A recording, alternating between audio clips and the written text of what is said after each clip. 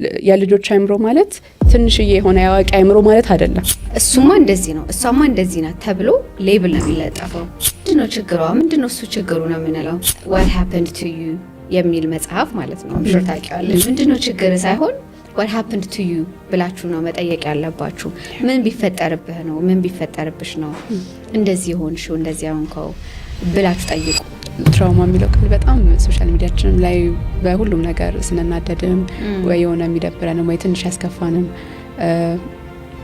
ከምቾታችን የሚያስወጣን ነገር ሲገጥመን ትራውማታይዝ ሆኜ ነበር፣ ትራውማ ገጥሞኛል እንላለን። ሶ ክሊኒካሊ በደንብ መታወቅ አለበት ወርዱ ለሁሉም አይነት ነገር የምንጠቀመው ስላልሆነ ማለት ነው። ትራውማ ማለት ቤዚክሊ የተፈጠረው ነገር ሳይሆን ለተፈጠረው ነገር ያ ሰው የሚሰጠው የስሜት የግንዛቤ እና የነርቨስ ሲስተም ወይም የነርቭ ስርዓት ምላሽ ነው ትራውማ የሚሆነው።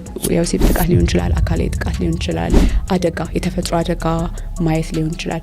ተከታታይነት የሌለው ግን አንድ ጊዜ የሚመጣና የዛን ሰው የማሰብና የስሜት አቅሙን ኦቨርዌልም አድርጎ ወይም አቅመ ቢስ አድርጎ እንዲሰማው የሚያደርገውን አኪዩት ትራውማ ማለት እንችላለን።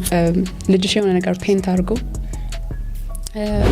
ስዕሌኔው ምናምን ብሎ ሰሽ ከዛ ኦፍ ያ በደንብ ምላሽ ሳሰጩ ሲቀር አሁን ይሄ ምን አይነት ተራ ነገር ይመስላል። ያን ያህል እሱ ላይ ኢምፓክት የሚፈጥር ነገር ላይሆን ይችላል።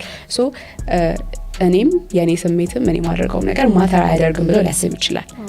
ኔግሌክት የምንለው እንደዛ አይነት ነገሮችን እንዲሁም ሰላሙ ምንድነው ቦሪንግ ሆነ ሊል ሁላ ይችላል።